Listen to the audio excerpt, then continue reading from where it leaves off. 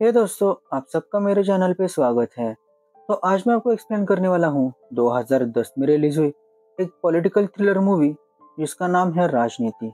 चलिए without wasting time इस movie का एक्सप्लेनेशन स्टार्ट करते हैं। मूवी स्टार्ट होती है भारती नाम की एक लेडी से जो पर्व त्योहार के मुहूर्त पर नदी तट पर अन्नदान करने के लिए आई थी। हर साल यहाँ पर आकर वो अपने बच्चे की खुशहाली के लिए मन्नत मांगती है, लेकिन वो बेटा उसका नहीं बल्कि उसके एक आशिक भास्कर का है। और यही से स्टोरी पास्ट में चली जाती है, जहाँ पे भारती के पापा रामनाथ राय 14 सालों से प्रांत के मुख्यमंत्री थे और उसी प्रचार सभा में सोशलिस्ट आइडियोलॉजी वाले नेता भास्कर उनका विरोध करने वहां पे पहुंच जाते हैं और उनका समर्थन भारती कर रही थी। यहाँ पे भास्कर का पलड़ा भारी था। वो स्टेज पर जाकर अपने पॉइंट्स रखता है, लेकिन इसका जवाब रामनाथ राय के पास नहीं था। इसीलिए उनके मुंह बोले मामा ब्रिज गोपाल उन्हें वहां से लेकर जाते हैं।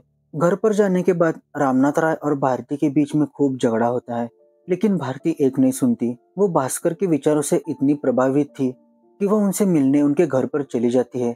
यहाँ पे भारती अपना आपा खो बैठती है और वो भास्कर के साथ इंटीमेट हो जाती है, लेकिन भास्कर को यह गलत लगता है। इसीलिए एक नोट छोड़कर भास्कर भारती और ये पॉलिटिक्स को छोड़कर दूर हिमालय में चला जाता है। लेकिन भारती प्रेग्नेंट रह जाती है, तो उसकी चुपचाप डिलीवरी करवा के ब्रिज गोपाल मामा उस बच्चे को कुछ सोना और एक कपड़े में लपेटकर एक जगह पे छोड़ देते हैं। इसके बाद भारती की शादी राष्ट्रवादी पार्टी के नेता भानु प्रताप का छोटा भाई चंद्र प्रताप से होती है। तो अपने पार्टी की पावर बढ़ाने के लिए रामनाथ राय भारती की शादी उनसे कर देते हैं। इसके बाद कहानी प्रेजेंट में शिफ्ट होती है। उसी बच्चे की खुशहाली के लिए भारती हर साल ये प्रोग्राम ऑर्गेनाइज करती है। तभी हम देखते हैं सूरज को, जो कबड्डी का मैच खेल रहा था और वो इतना फुर्तीला था कि सब लोगों को एक साथ ही हरा देता है। तो सूरज अपने इलाके में फेमस था। आजाद नगर के दलित समाज से बिलोंग करता था। सूरज के पापा चंद्र प्रताप की कार पर ड्राइवर थे। भारती और चंद्र प्रताप को दो बेटे थे। बड़े बेटे का नाम था पृथ्वीराज और छोटे बेटे का नाम था समर, जो फॉरेन में पीएचडी कर रहा था। तो आज उसे लेने सूरज के पापा जाने वाले थे। तो समर जब भी फॉरेन से आता तो वो सूरज के पापा के लिए एक घड़ी लाया करता था। तो सूरज के पापा प्रताप फैमिली से काफी लॉयल थे। फिर आगे हम देखते हैं कि पार्टी हेड भले ही भानु प्रताप हो, लेकिन सारे डिसीजन चंद्र प्रताप और ब्रिज गोपाल मामा ही लिया करते थे। तो इस बात से भानु प्रताप का बेटा वीरेंद्र बहुत ही चिढ़ता था। उसे सारे डिसीजंस लेने थे। भानु प्रताप का बर्थडे था, इसीलिए सब लोग उनके घर पर इकट्ठा हुए थे। और घर के बाहर जब वो भाषण दे रहे थे तो तभी उन्हें स्ट्रोक वाला अटैक आ जाता है। इसके बाद उन्हें हॉस्पिटल में एडमिट किया जाता है। अपने पापा की ये हालत देखकर वीरेंद्र डिसाइड करता है कि आगे के सारे डिसीजंस वो लेगा। लेकिन ये बात ब्रिज गोपाल मामा को एक्सेप्ट नहीं थी। इसीलिए वो चुपके से भानु प्रताप से जाकर कहते हैं कि अपना महासचिव पृथ्वीराज को सिलेक्ट कर लो, और वो भी वैसा ही करते हैं। तो इस बात से वीरेंद्र बहुत नाराज हो जाता है। इसी वजह से पृथ्वीराज और वीरेंद्र के बीच में दरारें बढ़ने लगती है, क्योंकि चंद्र प्रताप के साथ पृथ्वी भी सारे डिसीजंस लिया करता था, लेकिन वीरेंद्र को कोई पूछता ही नहीं था। मेरे बाप की ही पार्टी है और मेरी ही कोई वैल्यू नहीं है, इस बात को वो ईगो पर ले लेता है। और जल्द ही प्रदेश के इलेक्शंस होने वाले थे, इसीलिए चंद्र प्रताप मेंबर्स की लिस्ट निकालता है। क्योंकि पक्ष अध्यक्ष की सीट माधवपुर से थी और आज तक भानु प्रताप वहां पर कभी भी हारे नहीं थे, तो उस सीट पर चंद्र प्रताप खड़े हो गए थे। इस बात से वीरेंद्र नाराज था और वो अपनी खुद की एक लिस्ट लेकर, जहां पे वीरेंद्र माधवपुर से खड़ा हो रहा था, ऐसी लिस्ट लेकर आता है।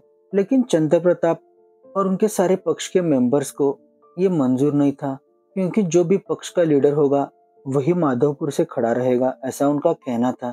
इस बात पर चंद्र प्रताप और वीरेंद्र के बीच में झगड़ा होता है। इधर पृथ्वीराज आजाद नगर में अपना प्रचार करने निकला था और वहां पे एक मेंबर को वो घोषित करता है, लेकिन वहां की जनता को ये मंजूर नहीं था। उनका कहना था कि यहाँ का मेंबर हमारे बीच में से होना चाहिए, ना कि कोई बाहर का। और इसका विरोध करने सूरज सबसे आगे था। तो वहां के सारे यंग लोग डिसाइड करते हैं कि सूरज को ही यहाँ से टिकट मिलनी चाहिए। लेकिन तब वहां पे पृथ्वीराज उसे मना करके वहां से निकल आता है। अगले दिन सूरज राष्ट्रवादी पार्टी के ऑफिस में चला जाता है और वहां पे अपना जो कहना है वो बताता है। इस बात से चंद्र प्रताप, पृथ्वीराज, ब्रिज गोपाल सहमत नहीं थे, लेकिन वीरेंद्र सूरज को सपोर्ट करने लगता है और वो घोषित कर देता है कि आज़ाद नगर से तो सूरज ही खड़ा रहेगा, क्योंकि आज़ाद नगर में दलित समाज बहुत ज़्यादा है। सूरज ही सबसे बेस्ट कैंडिडेट होगा। लेकिन वहाँ पर कोई डिसीजन लिए बगैर ही ब्रिज गोपाल के कहने पर चंद्र प्रताप वो मीटिंग कैंसिल कर देते हैं। फिर रात में जब घर पर ये सारे लोग डिस्कस कर रहे थे कि क्या सूरज उनके लिए अच्छा कैंडिडेट होगा, तो बातों ही बातों में ब्रिज गोपाल को एक आइडिया आ जाती है और वो आज़ाद नगर जाकर सूरज के पापा, जो इनके वफादार ड्राइवर थे, उन्हीं को वो सीट देने के लिए कहता है। लेकिन इस बात से सूरज और उसके दोस्त नाराज थे, लेकिन उसके पास कोई ऑप्शन नहीं था। अगले दिन राष्ट्रवादी पार्टी ऑफिस में पृथ्वीराज अपना प्रेजेंटेशन पेश कर रहा था और वहां पे सारी पार्टी डिसाइड करती है कि चंद्र प्रताप ही मुख्यमंत्री के फेस के दावेदार रहेंगे। लेकिन ये बात वीरेंद्र को नामंजूर थी। अपने पापा भानु प्रताप के बाद उसे सीएम बनना था। लेकिन इस बात को लेकर ब्रिज मामा, चाचा चंद्र प्रताप तीनों भी उसके खिलाफ खड़े थे और ऊपर से उन्होंने भानु प्रताप को भी कन्विंस कर लिया था कि वो अपने भाई चंद्र प्रताप को सीएम बना दे। इस बात का वीरेंद्र और सूरज को इतना गुस्सा आता है कि वो पार्टी ऑफिस छोड़कर अपने घर पे चले जाते हैं। इधर शाम में समर वापस यूएस जा रहा था तो उसके पापा चंद्र प्रताप कहते हैं कि आज मैं तुम्हें एयरपोर्ट छोड़ने आऊंगा। लेकिन जब वो उसे छोड़ के वापस आ रहे थे तो कुछ अनजान गुंडों ने उन पर अटैक करके उन्हें गोलियों से निछावर कर दिया। ये बात जब समर को पता चलती है तो वो यूएस जाना कैंसिल करके उनसे मिलने हॉस्पिटल चला आता है। लेकिन यहाँ पर हॉस्पिटल पर पृथ्वीराज ने हंगामा खड़ा कर रखा था। तभी वहाँ के एक एसपी हॉस्पिटल चले आते हैं। इसी बीच पृथ्वीराज और एसपी के बीच में हाथापाई होती है तो एसपी पृथ्वीराज को अरेस्ट करके ले जाते हैं। इधर चंद्र प्रताप की मौत हो जाती है। तभी हम देखते हैं कि वो एसपी वीरेंद्र और सूरज से मिला हुआ था। झगड़े के वक्त पृथ्वीराज के पास कोई गन नहीं थी, इसीलिए उसे बेल मिल ही रही होती है। तभी एक औरत की हेल्प लेकर, जिसके साथ पृथ्वी के नाजायज संबंध थे, वो उस पर फेक रेप केस बना देते हैं, जिसके कारण उसकी हाई कोर्ट से भी बेल रिजेक्ट हो जाती है। इसके बाद समर अपना दिमाग लगाना स्टार्ट कर देता है और वो भी अब इस राजनीति में घुस गया था। सबसे पहले वो वीरेंद्र के पास चला जाता है और उसे एक लेटर देता है जिसमें लिखा था कि वो एक समझौता करना चाहता है जिसमें वीरेंद्र को पृथ्वीराज के ऊपर लगाए गए सारे चार्जेस हटाने होंगे। उसके बदले में पृथ्वीराज, समर और उसकी माँ तीनों ये सारी राजनीति और इंडिया छोड़ के यूएस वापस चले जाएंगे। इस बात से वीरेंद्र बहुत खुश हो जाता है। यही तो वो चाहता था, उसे तो बस सीएम की गद्दी चाहिए थी। इसीलिए वो वीरेंद्र के ऊपर लगाए गए सारे चार्जेस हटा देता है। जिसके बाद वीरेंद्र ये लेटर लेके अपने पापा भानु प्रताप के पास चला जाता है। लेकिन भानु प्रताप वीरेंद्र को समझाता है कि यह राजनीति है, हम ऐसे ही पृथ्वीराज को पार्टी से बाहर निकाल नहीं सकते, सारा पब्लिक का समर्थन उसे मिलेगा। ये राजनीति में दुश्मनों को भी साथ में रखना पड़ता है। इसीलिए भानु प्रताप ये लेटर कैंसिल कर देते हैं और पृथ्वीराज को महासचिव की पोस्ट पर ही रखते हैं। तो समर का प्लान यहाँ पे काम कर गया, क्योंकि वो जानता था कि ऐसा ही होगा। तो यहाँ पे सांप भी मर गया और लाठी भी नहीं टूटी।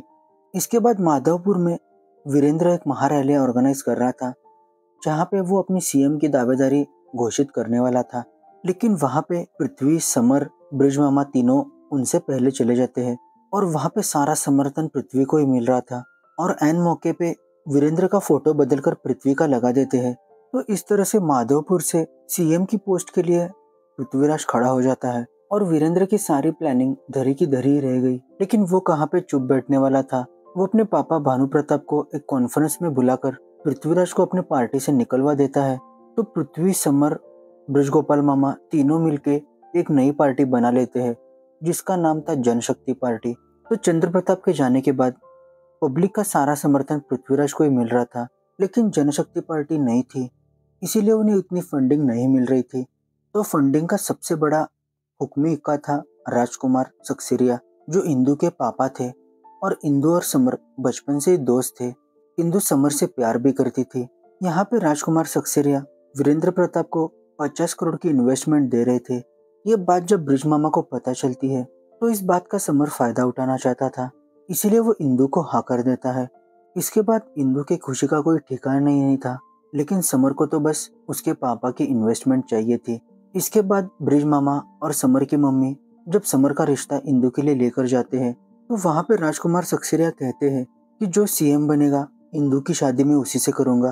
तो उनका कहना था कि समर को सीएम बना दो।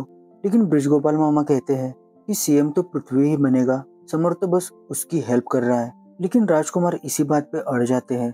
तो फाइनली यहाँ पे डिसाइड होता है कि पृथ्वीराज की शादी इंदु से होगी। इस बात से इंदु बहुत ही हर्ट हो जाती है। इस पर समर भी कुछ रिएक्ट नहीं करता, क्योंकि उसे तो बस अपने पार्टी के लिए पैसे ही तो चाहिए थे।